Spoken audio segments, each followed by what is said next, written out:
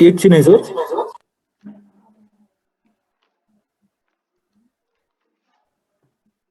ठीक छ अहिले? सर ठीक छ सर। गुड आफ्टरनुन है सबैजनालाई। म चाहिँ डाक्टर विक्रम बेगौजा सर है, नेफ्रोलोजी युनिटको है, department of medicine east medical college. अब आजको टपिक भनेको चाहिँ हाम्रो एप्रोच टु प्रोटिन युरिया है। एप्रोच टु प्रोटिन युरियामा नेक्स्ट अब यसमा कन्टेन्ट चाहिँ हाम्रो एउटा केस सिनेरियो छ हैन। त्यसपछि introduction to proteinuria, method of unit protein measurement, causes of proteinuria, evaluation र म्यानेजमेन्ट। आजको यो कन्टेन्ट चाहिँ यति हो है। नेक्स्ट भन्दाखेरि अब केस सिनेरियो एउटा चाहिँ 13-year-old boy presented to you with the complaint of frothy urine for 1 month, facial puffiness for 20 days. So how will you approach this case and differential diagnosis? अब आजको यो त्यसपछि चाहिँ तपाईहरुले सायद यसको एन्सर दिन सक्नुहुन्छ है त। साउन्ड आइराछ है? Urine analysis is an important investigation to diagnose kidney disease. है यसलाई चाहिँ हामीले पोरोमेन्स बायोप्सी पनि भन्छ यो युरिन रुटिनलाई चाहिँ। प्रोटिन युरिया भने चाहिँ one of the earliest and the important finding of urine examination. जुन चाहिँ proteinuria can be transient due to benign renal causes or persistent due to organic renal causes है त। अब definition wise हेर्दाखेरि in healthy individual can excrete less than 115 milligram per day of total protein and less than 30 milligram per day of total albumin. अब यसमा difference चाहिँ के छ protein र एल्बुमिन को। प्रोटिन भने एज अ टोटल प्रोटिन भयो अनि एल्बुमिन भनेको चाहिँ पार्ट अफ प्रोटिन भयो है। अनि urinary protein excretion more than 150 milligram per day छ भने त्यसलाई प्रोटिन युरिया भन्ने। अनि albumin excretion more than 30 milligram per day छ भने त्यसलाई एल्बुमिन युरिया। अब कम्पोजिसन अफ नर्मल युरिन, अब प्रोटिन को कन्टेन्टहरु यो चाहिँ अरु चीज पनि हुन्छ धेरै कुराहरु। त्यो बाइक प्रोटिनहरुमा चाहिँ कम्पोजिसन चाहिँ के हुन्छ 150 mg पर डे जुन भन्छ नि त्यसमा मध्ये चाहिँ मेन भने 40% म्याक्सिमम इज 10 हर्सफोल्ड प्रोटिन भन्छ है। 10 हर्सफोल्ड म्युकोप्रोटिन पनि भन्छ कतै कतै। त्यो बाइक 20% इज एल्बुमिन, त्यसपछि बाँकी रिमेनिङ इज इम्युनोग्लोबुलिन्स, हर्मोन्स, एन्जाइम्स, म्युकोपोलिसेकेराइड्सहरु चाहिँ यसको कन्टेन्टहरु हुन्छ। अब मेजरमेन्ट कसरी गर्ने भन्दा एउटा क्वालिटेटिभ छ अर्को क्वान्टिटेटिभ। क्वालिटेटिभ भनेको तपाईको डिपस्टिकबाट थाहा हुन्छ। युरिनरी डिपस्टिक जुन गर्छ त्यसमा कलर चेन्ज भएपछि त्यसमा प्रोटिन युरिया छ भनेर थाहा पाउँछ, व्हिच इज क्वालिटेटिभ। अर्को सल्फर स्यालिसाइलिक एसिड हुन्छ जसमा चाहिँ फ्लोकुलेसनहरु डेभलप गर्छ। अनि हिट कोगुलेसन टेस्टमा पनि त्यही हो, युरिनले नि टेस्ट ट्युबमा राख्ने र त्यसलाई हिट दिएपछि के हुन्छ कोगुलेट हुन थाल्छ प्रोटिन छ भने। Next is quantitative test. Quantitative test is 24 hour urinary protein and spot urinary albumin creatinine ratio. यसबाट चाहिँ क्वान्टिटेटिभ अब हामीले कति ग्राम प्रोटिन गइराछ कति मिलिग्राम गइराछ भन्ने कुरा चाहिँ क्वान्टिटेटिभ टेस्टहरु गरेपछि बल्ल हामीलाई चाहिँ आइडिया हुन्छ। अब यो चाहिँ सबैभन्दा easiest way of finding urinary protein is urine dipstick. Bed साइडै गर्न मिल्छ है, डिपस्टिक यसरी पाउँछ। अनि primary detects albuminuria, albumin detect गर्नलाई चाहिँ मेनली बना हुन्छ। अनि less sensitive for other proteins. अब अदर प्रोटिन्समा लो मोलिकुलर वेट प्रोटिन्सहरु हुन सक्छ, बेन्जोस प्रोटिन हुन्छ, गामा ग्लोबिन्सहरु हुन सक्छ है त। अब अर्को भनेको चाहिँ युरिनरी डिपस्टिकमा चाहिँ measure albumin concentration by polarimetric reaction between albumin and tetrabromophenol blue producing different shades of colour green according to the concentration of albumin in the sample. Sample अनुसार चाहिँ त्यसको कलर चेन्जर हुन्छ। अब ट्रेस भनेको चाहिँ between 15 to 30 milligram per decilitre, +1 भनेको 30 to 100 milligram per decilitre, +2 भनेको 100 to 300 mg per deciliter, 3+ भनेको 300 to 1 gram per decilitre and 4+ भनेको मोर देन 1 ग्राम पर डेसिलिटर। यसरी चाहिँ कलर कोडिङ यहाँ जुन चाहिँ देख्नु भएको अब सेकेन्ड तिर देख्नु भएको छ नि कलर है, येल्लोबाट हुँदै गएर ग्रीनसम्म चेन्ज भएको छ नि। यसमा चाहिँ 1, 3, 10 भनेर जुन गरेको छ नि त्यो चाहिँ कलर कोडिङ चाहिँ प्रोटिन युरियाको लागि है। अब पिटफल्स अफ डिपस्टिक मेथडमा चाहिँ के छ false positive to false negative. कुन बेला फल्स पोजिटिभ आउँछ भन्दाखेरि बेड alkaline sample pH of more than 7, यो चाहिँ युरिनरी pH है, contaminated by antiseptic agents like chlorhexidine or benzalkonium अनि क्लोराइडहरु अनि आयोडिनेटेड कन्ट्रास्ट मिडियम एजेन्ट्सहरु युज गरेछ भने फल्स पोजिटिभ आउन सक्छ। अर्को भनेको gross हेमाचुरिया।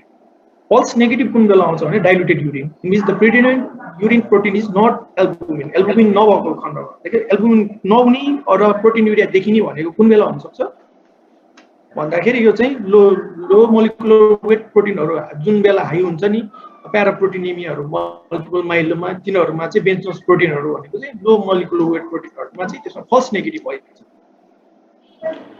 Measurement of urinary protein यो सल्फोसैलिक एसिड टेस्ट अघि जुन भनेको थिए detect all protein in the urine including the low molecular weight protein that are not detected by the dipstick method त्यही भएर एउटा फाइदा के छ भन्दा लो मोलिकुलर वेट प्रोटिन पनि यसमा डिटेक्ट हुन्छ perform by mixing 1 part urine with 3% sulfosalicylic acid followed by assessment of degree of turbidity अब यसको कसरी गर्ने नेगेटिभ भने क्लियर भयो ट्रेस 1+, 2+, 3+, 4+ मा चाहिँ यो चाहिँ जुन फ्लोकुलेसन बढ्दै जान्छ त्यो अनुसार चाहिँ हामीले चाहिँ ग्रेडिङ गर्दै जान्छ 4+ भनेको अघि भने जस्तै 1 ग्राम पर डेसिलिटर भन्दा माथि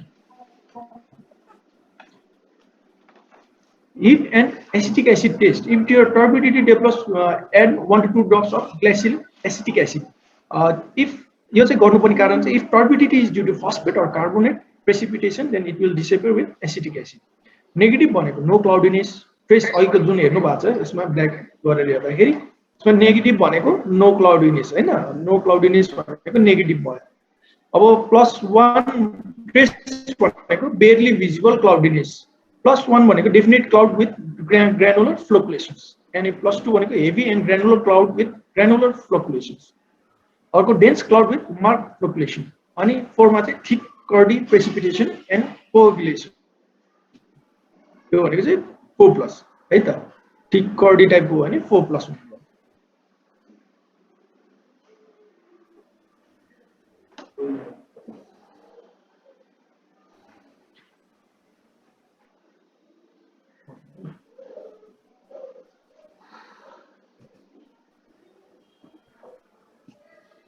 कनेक्सन के भइरहेछ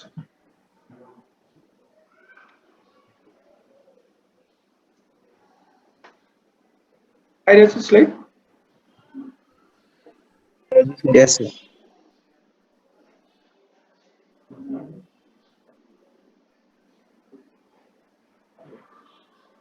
ठीक छ upgrading based on 24-hour proteinuria less than 150 mg for 24 hour भनेको नर्मल हो 150 to 500 is functional more than 500 is significant more than 3.5 gram is nephrotic range भन्छौं हामी more than 4 gram per day भनेको massive protein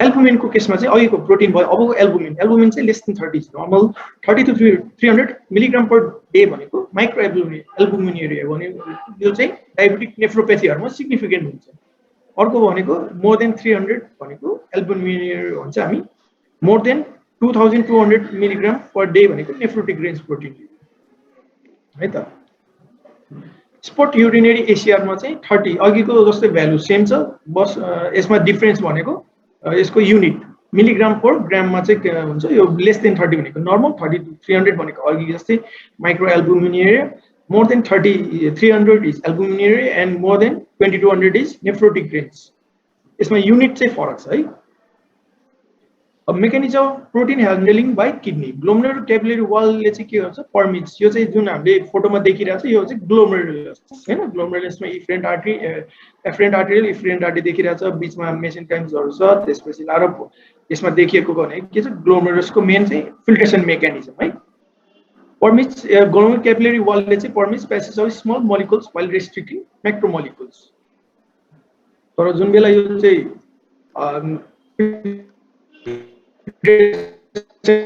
mechanism damage हुन्छ त्यति बेला के हुन्छ protein चाहिँ लिक भएर जान्छ normal protein excretion affected by interplay of glomerular and tubular mechanism mainly हैन ग्लोमेरुलसमा पनि यसमा इन्टरप्ले हुन्छ भने ट्युबुलर मेकानिजमले पनि फरक पार्छ एक्सक्रिसन ग्लोमेरुलर इन्जुरीमा चाहिँ abnormal loss of intermediate molecular weight proteins like albumin अनि ट्युबुलर ड्यामेजमा चाहिँ increase loss of low molecular weight protein हुन्छ भनेको अब ग्लोमेरुलर र ट्युबुलर ड्यामेजमा चाहिँ फरक कसरी छुटाउने भन्दाखेरि ग्लोमेरुलसमा ड्यामेज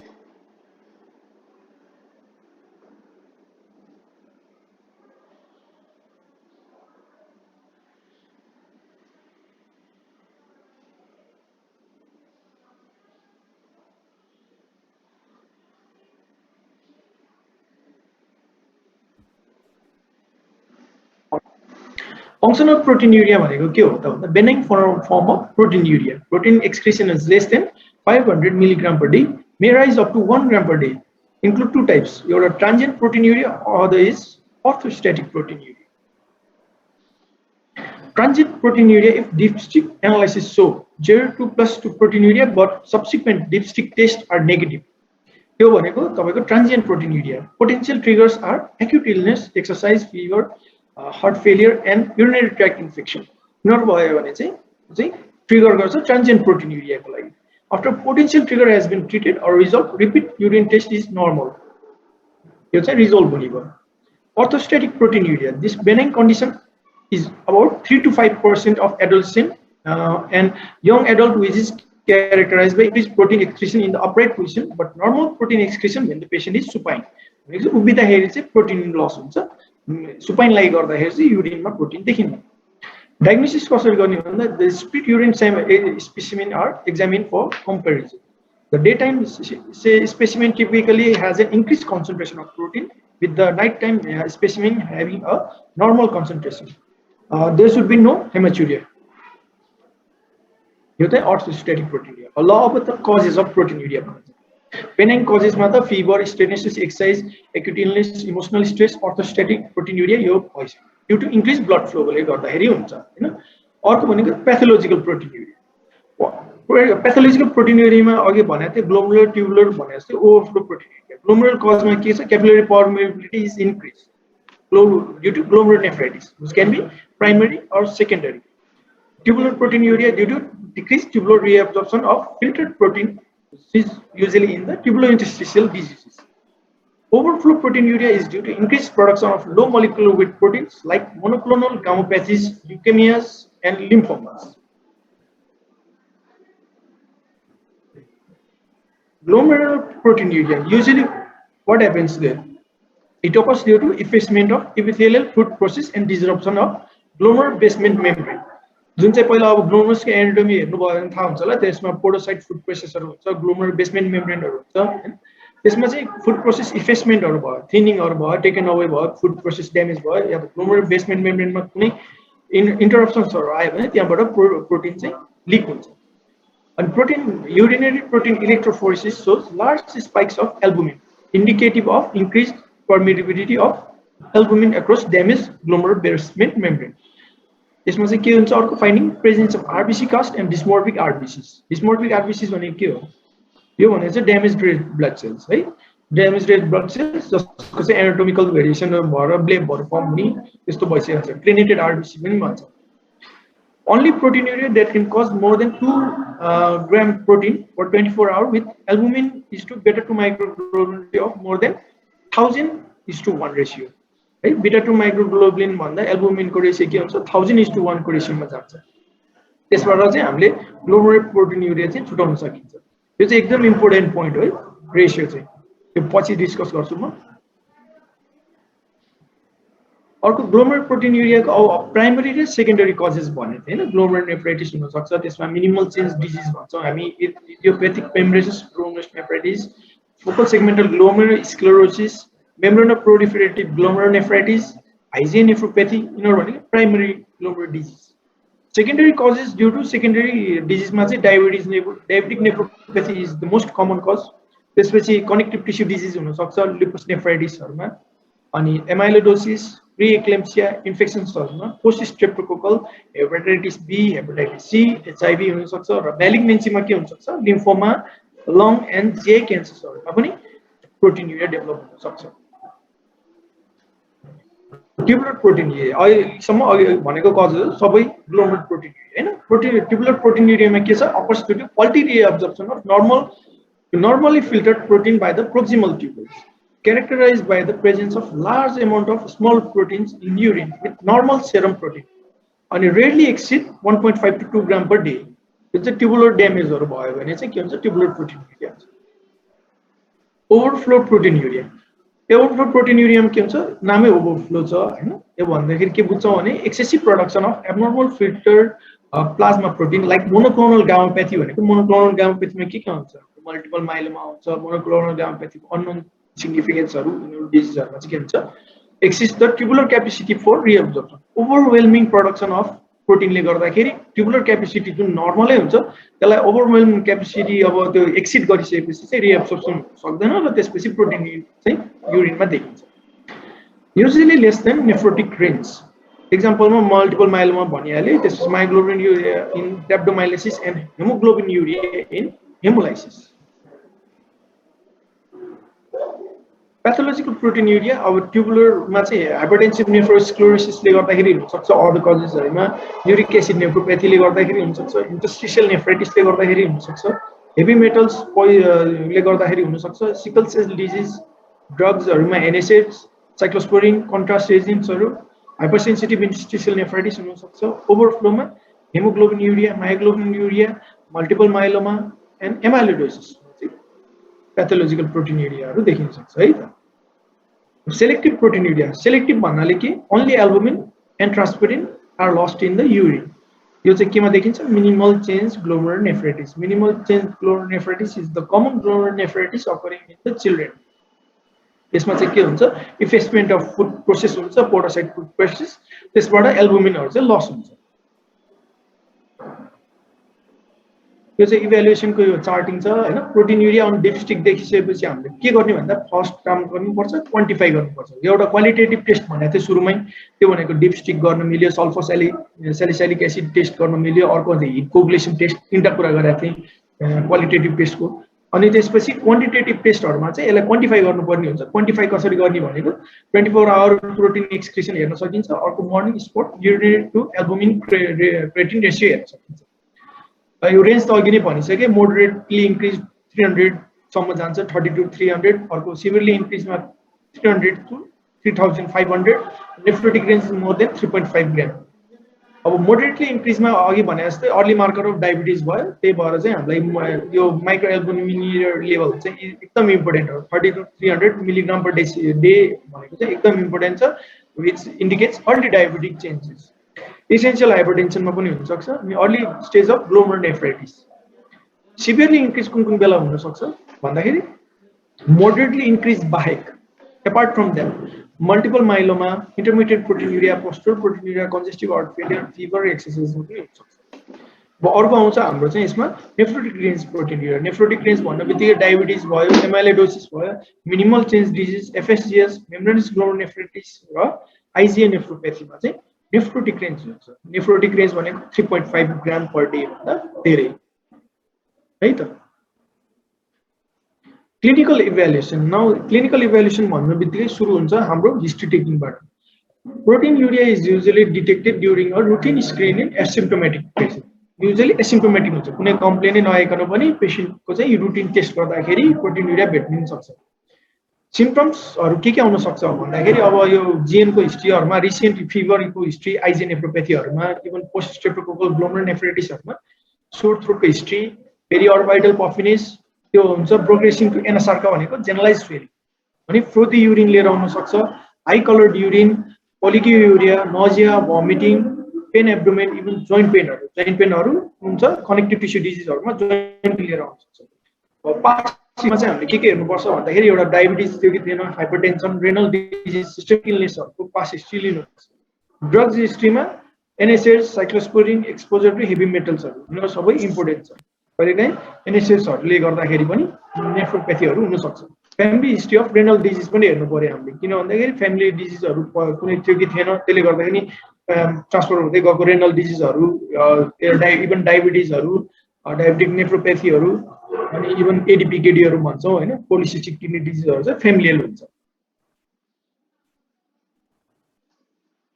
फिजिकल एक्जामिनेसन भन्नेबित्तिकै हामीले यसमा गर्नुपर्ने ब्लड प्रेसर चेक गर्नुपर्छ बडी वेट मेजरमेन्ट गर्नु पर्यो बडी वेट इन्क्रिजिङ छ कि कति एब्डोमिनल गट्सहरु पनि हेर्न मिल्छ यसमा अनि इडिमा छ कि छैन पर्टिकुलरली फेशियल अराउन्ड द आइज पफिनेस यसमा अनि पर्टिकुलरली फेशियल भन्नुको कारण चाहिँ के छ भन्दाखेरि युजुअली मान्छेहरुको पेडल इडिमा हुन्छ त्यसमा चाहिँ फेशियल पफिनेस किन हुन्छ भन्दाखेरि cardiac failure congestive cardiac failure र नेफ्रोटिक सिन्ड्रोममा डिफरेन्शिएट गर्ने एउटा इम्पोर्टेन्ट पोइन्ट भनेको फेशियल पफिनेस हो कार्डियक प्रब्लम भएको मान्छे they cannot lie supine so usually they come with the complain of pedal oedema but in case of nephrotic syndrome their cardiac status is usually normal so they usually develop facial swelling periorbital puffiness more than pedal oedema अनि अर्को एसाइटिसहरु लिएर आउन सक्छ अनि फन्डोस्कोपिक एक्जामिनेसनहरु पनि गर्नुपर्ने हुन्छ फन्डोस्कोपिक के को लागि डायबिटिक रेटिनोपैथी हाइपरटेन्सिभ रेटिनोपैथी यिनीहरु सबै इभन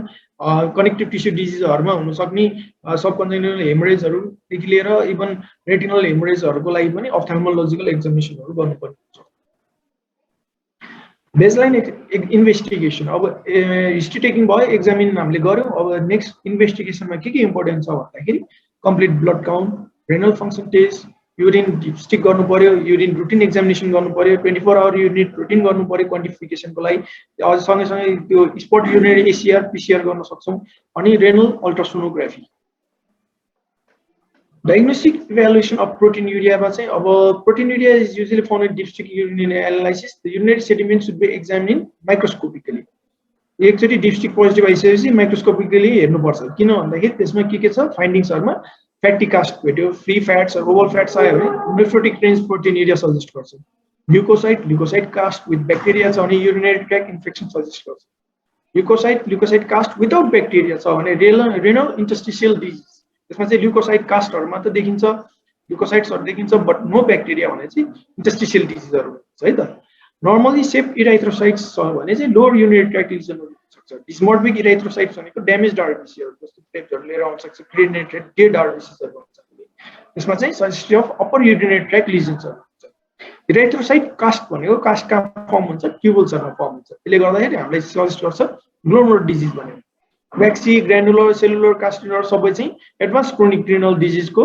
मार्कर्स हो अझ सँगै इसिनोफिलियुरिया भनेको eosinophil in the urine it suggest drug induced acute interstitial nephritis अर्को भनेको hyaline cast is no renal disease but present with dehydration and usually diuretic थेरापीहरुमा चाहिँ hyaline कास्टहरु भेटिन्छ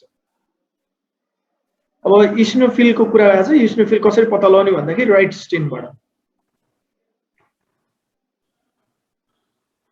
other test for evaluation of proteinuria भन्दा fasting lipid profile किन fasting lipid profile गर्नुपर्छ भन्दाखेरि protein loss भएपछि लिभरले के गर्छ compensatory production of non specific लिपिड्सहरु प्रोड्युस गर्न थाल्छ है त त्यही भएर फ्याटी यो फास्टिङ लिपिड प्रोफाइलहरु चाहिँ गर्नुपर्छ डिस्लिपिडिमा डेभलप गर्छ नेफ्रोटिक रेन्ज प्रोटिन्युरिया भन्छ अर्को सँगसँगै HbA1c for diabetic nephropathy ANA for connective tissue disease SLE हरुको लागि सेरम C3C4 भनेको के हो कम्प्लिमेन्ट लेभल है कम्प्लिमेन्ट हो C3 र C4 भने कम्प्लिमेन्ट यो पहिला पढ्नु भयो होला इम्युनोलोजीमा यो लेक्टिन पाथवेहरु डाइरेक्ट इन्डाइरेक्ट पाथवेहरु अनि हेपाटाइटिस B र C को लागि hepatitis B and C are the infective cause of glomerulonephritis nephrotic range है त अनि अर्को चाहिँ renal biopsy to find out the cause glomerulonephritis histological क्लासिफिकेसनको लागि हामीले रेनल बायोप्सी गर्छौं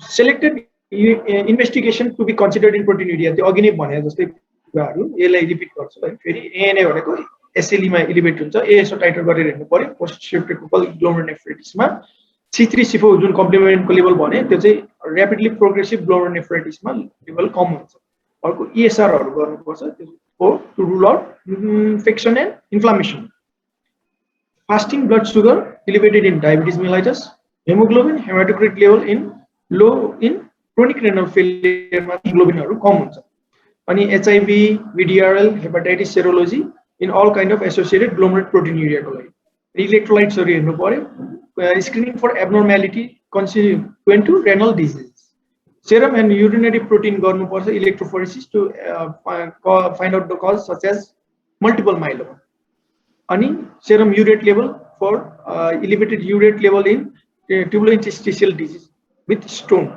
nephrolithiasis also and USC KUB for structural renal disease and chest X-ray for the systemic disease like sarcoidosis. Management के हुन्छ त management treat the underlying cause blood pressure control गर्नु पर्यो glycemic control गर्नु पर्यो if patient has diabetes edema control गर्नु पर्यो diuretics दिने sodium restriction गर्ने अनि ACI and ARBs हैन angiotensin converting enzyme inhibitors र ARBs हरु दिएर चाहिँ प्रोटिन्युरिया कम गर्नु पर्छ अनि अर्को लिपिड कन्ट्रोल अर्को चाहिँ specific immunosuppressive therapy for primary glomerular disease. अनि अब एमसीक्यू, अब यो अहिलेको चाहिँ अलमोस्ट यो चाहिँ इन्भेस्टिगेसन म्यानेजमेन्टसम्म भयो हैन। अब नेक्स्ट अब एउटा तपाईँहरूलाई एमसीक्यू छ, most common cause of nephrotic range proteinuria in adult is कुन चाहिँ हो यसमध्ये? अहिले भर्खरको लेक्चरहरूमध्येबाट के थाहा पाउनु भयो? कसैले एन्सर गर्नुहुन्छ? सर 4 नम्बरको हुन्छ। 4 नम्बर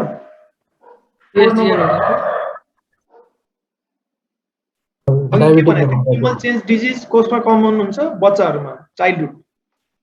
एमाइलोइडोसिस एल्डरलीमा हुन्छ। एडल्ट्सहरूमा मोस्ट कमन भनेको डायबिटिज नेफ्रोपेथी, वर्ल्ड वाइडै कमन छ डायबिटिज हैन। डायबिटिजमा त्यही भएर डायबिटिजमा अर्ली मार्कर हेर्नु पर्दाखेरि माइक्रो एल्बुमिनुरिया डिटेक्ट गर्नुपर्छ, त्यसपछि बिस्तारै बिस्तारै त्यो नेफ्रोपेथी डेभलप गर्छ, नेफ्रोटिक रेन्ज प्रोटिन्युरिया डेभलप गर्छ है त।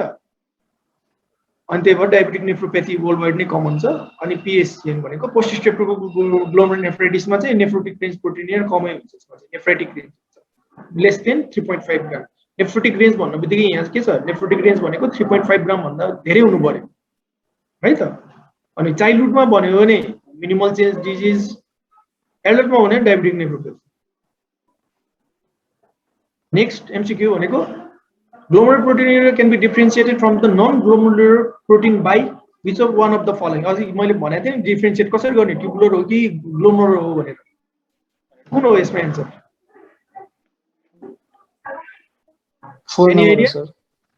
हजुर कुन चाहिँ भन्नुभएको? 4 number sir. 4 number albumin beta 2 के भनेको थिएँ? ग्लोमेरुलर प्रोटिन्युरियामा तपाईँको albumin is to beta 2 micron ratio हेर्नु भयो भने मोर देन 1000:1 हो त्यो, 100:1 होइन, यहाँ 100:1 छ नि हैन। अनि ग्लोमेरुलर भन्ने बित्तिकै के हुन्छ, नेफ्रोटिक रेन्ज प्रोटिन्युरिया हुन्छ भनेर भनेको थिएँ, भनेपछि 1 होइन हैन त। अनि नेफ्रोटिक रेन्ज भनेको 3.5 भन्दा धेरै हुनु पर्यो। अनि अर्को आरबिसी कास्ट है, किन भन्दाखेरि ग्लोमेरुलसबाट ड्यामेज हुने बित्तिकै त्यहाँ आरबिसी जान्छ। आरबिसी गइसकेपछि ट्युबुल्समा के हुन्छ, कास्ट फर्मेसन हुन्छ। कास्ट फर्मेसन कसरी हुन्छ? टेर्मोस्पोल म्युकोप्रोटिनहरू हुन्छ त्यहाँ, अनि सिलिन्ड्रिकल सेपको कास्टहरू हैन, त्यहाँ गएर आरबिसी बस्छ जुन चाहिँ ग्लोमेरुलसबाट लिक भएर गएको हुन्छ। त्यसले गर्दाखेरि आरबिसी कास्टबाट चाहिँ हामीले के थाहा हुन्छ भने ग्लोमेरुलर प्रोटिन्युरिया भइरहेछ है त। यसलाई एक्टिभ सेडिमेन्ट पनि भन्छ, आरबिसी कास्ट डब्ल्युबिसी कास्टलाई हामीले एक्टिभ सेडिमेन्ट्स भनेर पनि भन्छ, which is more suggestive of glomerular proteinuria है त। ल आजको लेक्चर चाहिँ यति नै हो। Thank you for attention. Question एकजना कसले गर्नुभएको छ, why there is deform RBC in upper UTI and not in the lower UTI? Very good question है। अब अप्पर युटिआई भन्दा नि यो ग्लोमेरुलर प्रोटिन्युरियामा चाहिँ आरबिसीहरू चाहिँ डिफर्म्ड हुने हो है। अप्पर युटिआई भनेर यो ग्लोमेरुलर नेफ्राइटिसमा चाहिँ डिफर्म आरबिसी, जुन चाहिँ हामीले क्रिनेटेड आरबिसी पनि भन्छौँ, डिस्मोर्फिक आरबिसी पनि भन्छौँ है। अब डिस्मोर्फिक आरबिसी चाहिँ कस्तो हुन्छ भने ग्लोमेरुलसबाट तपाईँको जुन बेला फिल्ट्रेसन स्लिट भन्छौँ नि फिल्ट्सहरूको बिचमा त्यो हैन, ग्लोमेरुलर बेसमेन्ट मेम्ब्रेन पछि पोरोसाइट हुन्छ, दुईटा पोरोसाइटको बिचमा जुन ग्याप हुन्छ त्यसबाट जाँदाखेरि ड्यामेज हुने आरबिसी चाहिँ। Use RBC is not found in the urine है। नर्मल मान्छेको चाहिँ युरिनमा आरबिसी भेटिन्न। त्यो जब ड्यामेज आरबिसीहरू त्यहाँबाट जान्छ, ग्लोमेरुलर डिफर्म आरबिसीहरू भेट्यो भने चाहिँ त्यो ग्लोमेरुलर नेफ्राइटिस भनेर सर्च गर्छ। जब लोअर युरिनरी ट्र्याकबाट जान्छ त्यति बेला त तपाईँको त्यो जुन स्लिटबाट पास हुनुपर्ने त्यो कन्डिसन एप्लाई हुँदैन। त्यसले गर्दा आरबिसीआर एन्टेक इन्डेक्समा आजको क्लास त प्रोटिन्युरिया भयो, हेमाचेरियो क्लासहरू लिँदाखेरि यसमा कुराहरू आउँछ तपाईँलाई। हेमाचेरियोको छुट्टै अर्को लेक्चर हुन्छ सायद, एप्रोच टु हेमाचेरियो भनेर है। बुझ्नुभयो? अरू के क्वेसनहरू छ कसैको? Any query?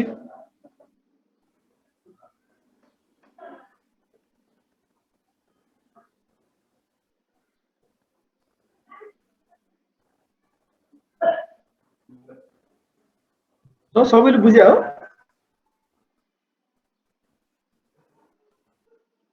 कसैको के क्वेसन छ?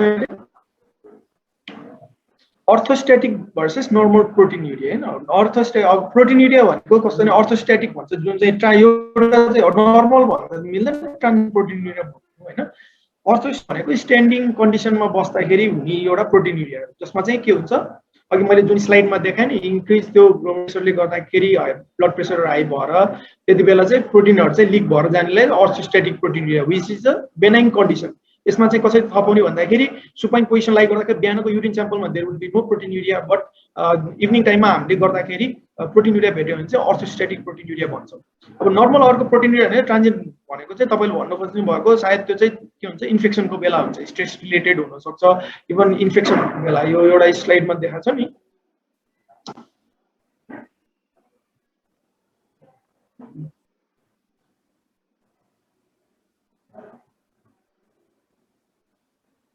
बेनिङ कजहरुमा एउटा चाहिँ अर्थोस्ट्याटिक प्रोटिन्युरिया भयो अर्को चाहिँ तपाईको अर्को fever strenuous activity acute illness र इमोसनल स्ट्रेसको बेला हुनेलाई चाहिँ अर्को बेनाइन कजहरुमा पर्छ नन अर्थोस्ट्याटिक भन्नु अरु के क्वेशन छ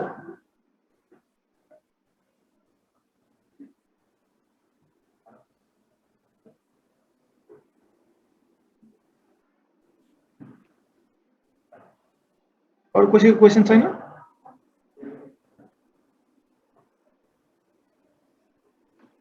मेनली आजको अब एप्रोच टु प्रोटिन्युरिया बुझ्नु भयो नि कसरी आउँदाखेरि हिस्ट्री कसरी लिने अनि त्यसपछि लाएर एक्जामिनेसनमा के हेर्ने इडिमाहरु हेर्दाखेरि अनि इभन बेडसाइडमा हामीले डिपस्टिक गर्न सकिन्छ हिट कोगुलेसन टेस्टहरु गरेर हेर्न सकिन्छ क्वालिटेटिभ क्वान्टिटेटिभ टेस्टहरुमा के छ सँगसँगै अरु के इन्भेस्टिगेसनहरु गर्नुपर्छ के हाम्रो डिफरेन्शियल डायग्नोसिसहरु के हुन सक्छ बेनाइन कजेस अनि त्यसपछि लाएर अरु पैथोलोजिकल कजेस अफ प्रोटिन्युरियाहरु भयो यिनीहरु सबै छ भनेर चाहिँ at least back of the mind चाहिँ हुनुपर्छ केही छ अरु क्वेशन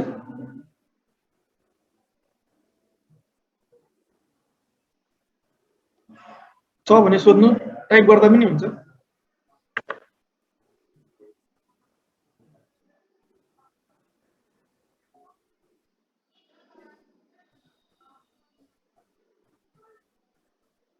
छैन क्वेशनहरु नो सर हजुर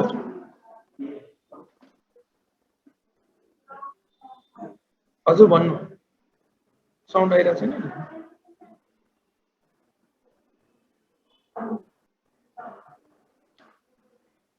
साउन्ड सुनिराख्नु भएको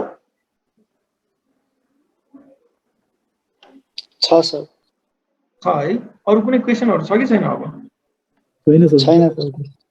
छैन है लगभग अब त्यसै एकचोटी हेर्नु हैन बुक्सहरु पल्टाएर यसमा प्रोटिन्युरियाहरुको बारेमा ग्लोमेरुलोनेफ्राइटिसहरुको बारेमा त्यसपछि डायबिटिजहरु पढ्नु त्यसपछि पनि थाहा हुन्छ व्हाइ इज यो प्रोटिन्युरिया इज इम्पोर्टेन्ट टाइममै डायग्नोसिस किन गर्नुपर्छ भने अब डायबिटिज पेशेन्टहरुमा प्रोटिन्युरिया भयो भने हामीलाई किन यसमा केयर गर्नुपर्ने हुन्छ कसैले एन्सर गर्न सक्छ कसैको आइडिया छ यो चाहिँ डायबिटिजहरुमा चाहिँ माइक्रो एल्बुमिनुरिया भन्छ नि जुन stage 30 to 300 mg per day त्यो जाँदाखेरि नै हामीले किन यसलाई सिग्निफिकेन्टली मान्छौं भन्दाखेरि अर्ली स्टेज अफ डायबिटिक चेन्जेसहरु त्यो चाहिँ एन्डोथेलियल ड्यामेज चाहिँ यसले चाहिँ सजेस्ट गर्छ यो चाहिँ रिभर्सिबल हुन्छ यो स्टेजमा हामीले कन्ट्रोल गर्न सक्यो डायबिटिज कन्ट्रोल गर्न सक्यो भने चाहिँ प्रोटिन्युरियाहरु रिजल्भ पनि हुँदै जान सक्छ इभन रेनल फेलियरको चान्सेसहरु कम हुन्छ है त्यही भएर यो प्रोटिन्युरिया चाहिँ एकदम 300 सम्म पुगेरी 300 भनेको जुन चाहिँ माइक्रो एल्बुमिनुरिया डिस्ट्रिक्ट गर्दा 1+ आउँछ त्यति बेलाको स्टेज पनि इट इज भेरी सिग्निफिकेन्ट अरु केही छ बुझ्नुपर्ने